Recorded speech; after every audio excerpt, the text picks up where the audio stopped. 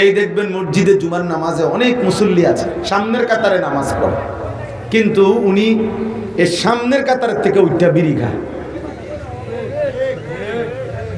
উনি আজ 30 বছর এই সামনে ফইলা বইয়া, উনি এখান থেকে গিয়া বাইরে বিড়ি দেয়। সামনের কাতারের মুসল্লি, উনি মসজিদ থেকে বের হয়েই চা দোকানে গিয়া নর্তকীর ছবি দেখবার জন্য নাটক সিনেমা দেখতে বসে। কি পরিমাণ অসভ্য, কত বড় অসভ্য মানুষ, কত বড় নিচু রুচির মানুষ। এতটুকু লজ্জা আপনার ভিতরে হলো না? আপনি মসজিদ থেকে বের হইয়া নর্তকী দেখতে বসে গেলেন। ছি ছি ছি। এই দেখবেন যে ওনার সারা জীবন বসে ঠিক আছে, কিন্তু গাফলা। ইমাম সাহেব ওয়াজ করে, উনি গার ফালাইয়া জুড়ায়। এই জন্য বরকত হয় না। সোজা কথা, জওয়ান বুড়া প্রত্যেকের ব্যাপারে একই কথা, গাফেল বঞ্চিত হয়। গুনাহের কাছ থেকে ছাড়বার ক্ষেত্রে 1 মিনিটও দেরি করো, কারণ একটু গাফলতি শয়তান তোমাকে নতুন করে ওয়াসওয়াসা দিবে কিছুক্ষণের জন্য। আচ্ছা ঠিক আছে, চলক না, আচ্ছা সামনের দিকে খেয়াল রাখো, আর যাতে এরকম গান টান না হয়। আচ্ছা যা কাজিয়া করে লাইছ আর কিরবা। এই শয়তান কি নিয়ে নিল? সুযোগ নিয়ে। বরং হযরত আবু বকর সিদ্দিক বলতেন, এখনই গুনাহ ছাড়ো, এখনই আমল করো, এখনই আমল, শয়তানকে সুযোগ দিও না। মাঝখানে কোন রকম খামখেয়ালি।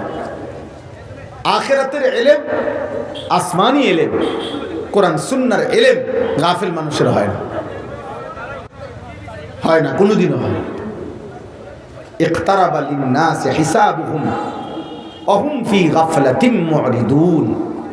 আল্লাহ তাআলা বলে, বান্দা হিসাবের সময় তো কাছে চলে আসলো, আখিরাত তো ঘনিয়ে গেল, বিচারের মাঠ তো কাছে চলে আসলো। ইকতারাবা লিন-নাস হিসাবুহুম, আল্লাহ বলছে বান্দার হিসাবের সময় তো চলে আসলো। ওয়া হুম ফি গাফলাতিন মুরিদুন, অথচ এখনো তো আমি আল্লাহ থেকে বিমুখ হয়ে গাফিল হয়ে পড়ে রইল, গাফিল হয়ে রইল। 60 বছর মানুষ এখনো আখিরাতের কোনো প্রস্তুতি নেই। 60 বছর বয়স্ক লোক দেদার সে টেলিভিশন দেখতেছে, নাটক সিনেমা দেখতেছে, কথায় কথায় গালি দিতেছে, বিড়ি সিগারেট খাইতেছে, চা দোকানে টেলিভিশন দেখতেছে। বাহ, আজও সময় হয় না? আখিরাতের সময় হয় নাই? কবরের সময় হয় নাই আপনার? আফসুসের গাফিল। আল্লাহ তাআলা বলেন, অনেক আয়াত কোরআনে আছে, ইয়ালামুনা যাহিরাম মিনাল হায়াতিদ দুনিয়া ওয়া হুম আনিল আখিরাতি হুম গাফিলুন। আল্লাহ বলে, আহা বান্দা, দুনিয়ার জীবনের বাহ্যিক দিক এটা তো তোমরা ভালোই বুঝলা, কিন্তু আখিরাতের ব্যাপারে গাফিল হয়ে রইল। তোমার আখিরাত কে সাজাবে? তোমার ঘর তুমি বাঁধলা, তো তোমার কবর কে বাঁধবে? তোমার ফার্নিচার তুমি বানাইলা, তো তোমার কবর কে সাজাবে? তোমার আখিরাত কে সাজাবে বান্দা? তুমি তো গাফিল, তুমি তো বুঝো না। এমন না, তুমি তো মাশাআল্লাহ দুনিয়া বুঝো, তো আখিরাত বুঝবা না কেন? এই বারবার এই কথা, এটা কোরআন শরীফে আল্লাহ তাআলা বলেছেন, গাফিল হয়ে গেল। কোরআন শরীফে আছে, আল্লাহ তাআলা বলেছেন, যত লোক জাহান্নামী হবে, ওয়ালাকাদ যারানা লি জাহান্নামা কাসীরাম মিনাল জিন্নি ওয়াল ইনস। আল্লাহ বলেন, অগণিত মানুষ এবং জিন দিয়ে আমি আল্লাহ জাহান্নামকে পূর্ণ করব।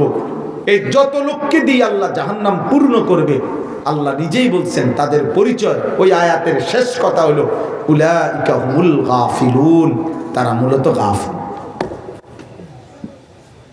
কেন জাহান্নামী হলো? মূলত কি ছিল? গাফিল। উলাইকা হুমুল গাফিলুন,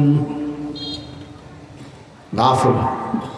আল্লাহ নবী সাল্লাল্লাহু আলাইহি ওয়াসাল্লাম বলেন, শয়তান তোমাদের কলবের দিকে ছোঁ মেরে থাকে, তাক লাগায়া। শয়তান বনি আদমের কলবের উপরে বসে থাকে, তীক্ষ্ণ দৃষ্টিতে তাকায় থাকে। ইদা যাকারাল্লাহ খানাসা, যখনই বান্দা আল্লাহর স্মরণ করে শয়তান দূরে সরে যায়।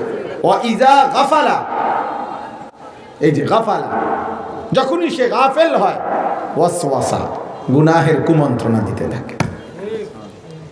হাদিস, ওয়া ইজা গাফালা, যখনই সে গাফেল হয় শয়তান এবার তাকে অনবরত গুনাহের কুমন্ত্রণা দিতে থাকে।